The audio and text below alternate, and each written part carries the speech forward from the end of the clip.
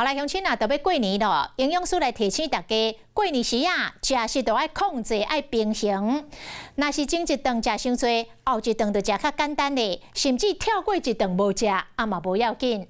而且嘛爱运动来行动，较袂过年转来肥一练。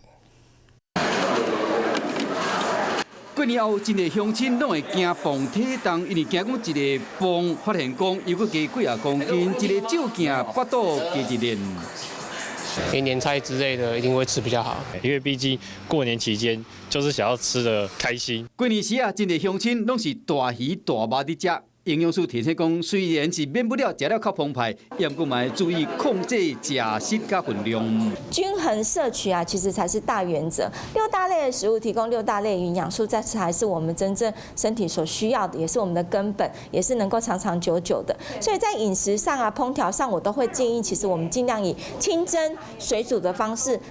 只要会记得平时保持运动的习惯，拄到过年过节，嘛会加活动，注意控制食食，安尼就唔惊过年后会变大空。